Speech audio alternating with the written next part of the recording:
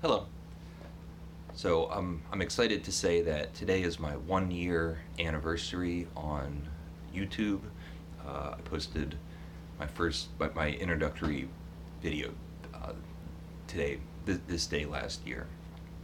So I've been on YouTube for a year now. And I can't think of a better book to talk about. I read the Satyricon by Petronius. This is the I read the J.P. Sullivan translation, and as a quick aside, years ago when I was interested in this book and did some research, I found that there's a translation by Oscar Wilde, or claimed to be by Oscar Wilde, and I got this really beautiful edition, and you could tell that it's dubious. Even on the cover it says, in the translation ascribed to Oscar Wilde. I read it years ago, and my feeling when I finished it was that it could not have possibly been written by Oscar Wilde. In any event, I read the Penguin translation.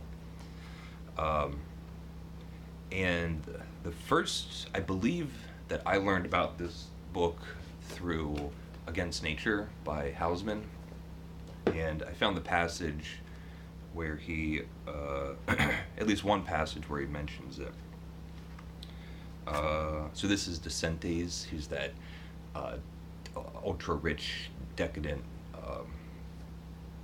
absurd, ridiculous main character of Against Nature. And he's always talking about his heightened tastes and how he has like the very peculiar, specific tastes. And he says, the author he really loved, and who had made him abandon Lucian's resounding tirades for good, was Petronius. Petronius was a shrewd observer, a delicate analyst, a marvelous painter. Dispassionately, with an entire lack of prejudice or animosity, he described the everyday life of Rome, recording manners and morals of his time in the lively little chapters of the Satyricon.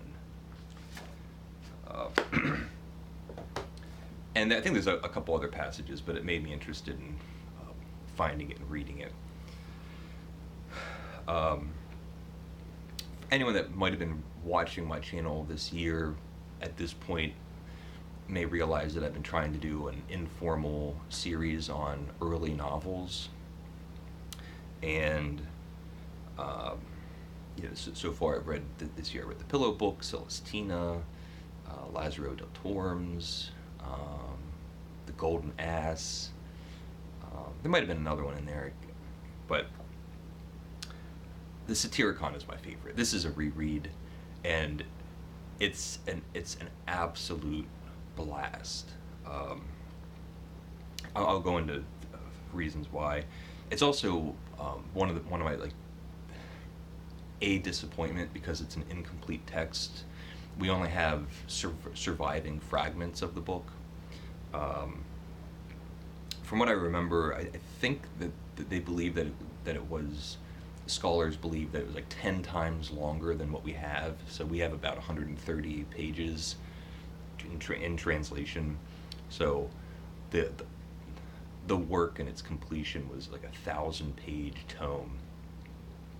And if you read the first page of this, you would wish that it was 1,000 pages long. It has so it's ancient Rome, and it's these two guys that are kind of bumbling around Rome, or I guess like a town, and they just keep falling like backwards into like the most ridiculous situations, and it gets more and more absurd. But outside of the episodes and adventures that they're on, they have like this biting dialogue. And I think what makes the book so interesting is the contrast between the dialogue and the situation. So the situation can just be completely absurd, like as ridiculous as anything you could read. And then the dialogue, when the characters are talking, they can be really profound.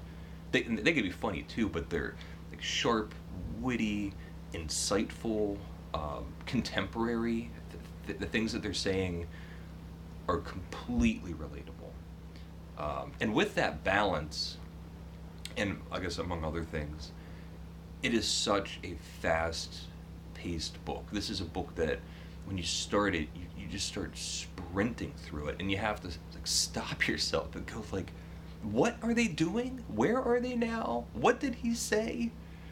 It's like watching the funniest comedy you've ever seen for the first time, and the jokes are hitting you so fast that you're laughing through jokes, and you're missing stuff, and you need to, with rewatches, keep catching it. I'm not saying that the book is a comedy, but that idea of speed. I'll probably just talk about the kind of like the most famous chapter. It's Dinner with Tremolo Cheo. From what I understand, I think it's the most complete chapter. Well, it's worth mentioning the very beginning of the book. It starts off with the main character hollering and shouting. He's on a rant about how these young people don't know how to write anymore, and they don't know how to orate anymore. And he's just like tearing in. He's kind of talking to the air, but he's like just tearing into these people. And it gives you such a great idea of what you're about to get into. It's so good. And the humor comes in for two reasons, I believe. One is this is an ancient Roman book, so as a modern reader, you know of all of the great writing that has yet to come when this was written. The idea that no one knows how to write anymore, reading it now is just funny. The other thing is that it's still also true. It's really not uncommon to meet somebody today who will gladly say that no one knows how to write anymore, or no one knows how to play music anymore, or they don't make movies like they did in the like they did in the past. Like all of that stuff that every generation there's either a majority or a minority of people that keep saying it. Even though like when you go back and read something that's thousands of pages, thousands of years old, you start realizing the absurdity of that mindset. In any event, these two guys, like, they get lost. They kind of accidentally fall into this brothel. It's the two guys, and then they have their teenage boy sex slave that they kind of share. It's also a very debaucherous book. Then they get hooked up into this brothel, and then they're kind of forced into an orgy. At some point, they're both drugged against their will. They're drugged, and then buggered with a whalebone. And then there's an orgy after that. So there's some pretty crazy stuff in here.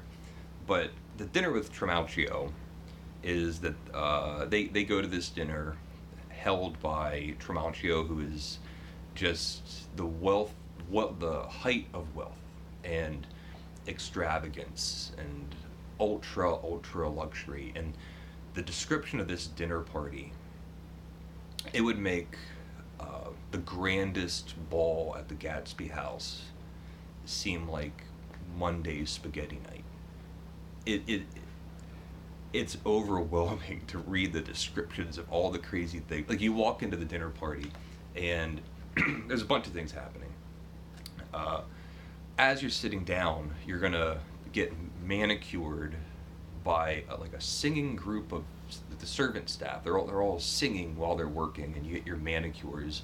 There's little boys walking around with piss pots, and so you can relieve yourself at the dinner table,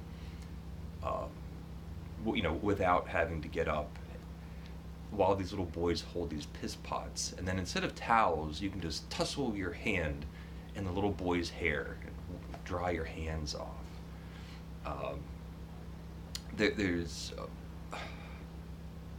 And there's all sorts of crazy things, but the description of the dinner itself just gets more and more like they're eating live fish with like artificial rivers that are going through the table, and you could scoop out these live fish. They bring out you think they're like raw eggs, and then they crack them open, and there's little unborn chicken. I'm sorry, this is it's pretty absurd content, so I should have mentioned that before, but they're like eating live baby chickens that are coming out of the hatched eggs, and just like whatever the most extreme thing that you could possibly think about. There's acrobats going on top of the dinner table, and I marked. Gosh, I hope I didn't lose it now. So they're talking about this calf, and they're gonna eat a calf, and they or is it a pig? I can't remember. It's a pig. So the chef cooked a whole pig. They brought the pig out first, and then it goes back into the kitchen, and now they bring the whole roasted pig out, and even the people at the table were like kind of shocked that they cooked this pig. It was like 20 minutes go by, and all of a sudden there's a cooked pig, and it's bloated. Now it's much bigger than it was, and Tremolo Cheo says like you didn't. They bring the chef out and they go like, you forgot to gut the pig. You cooked it ungutted, and they go like, strip them, and they just like rip the clothes off of the chef. Let's see. Well, anyway, this has surely got to be the worst slave in the world. Could anyone forget to clean a pig? I damn well wouldn't. Let him off if he forgot to clean a fish. The chef recovered his shirt, took up a knife, and with a nervous hand cut open the pig's belly left and right. Suddenly, as the slits widened with the pressure, out poured sausages and blood puddings. So it was a prank. And the staff applauded this trick and gave a concerted cheer. Hooray! And I mean, it goes on and on. What else do I want to mention? I think this is kind of running long. I did want to read, there's a dinner party in Against Nature. So I'm going to read this very quickly and then I'll finish. So Decentes in Against Nature also liked to throw these parties, and he had kind of a different party where it was like a funeral theme. This is Decentes describing his dinner. The dining room, draped in black, opened out onto a garden metamorphosized for the occasion. The paths strewn with charcoal, the ornamental pond edged with black basalt and filled with ink, and the shrubberies replanted with cypresses and pines.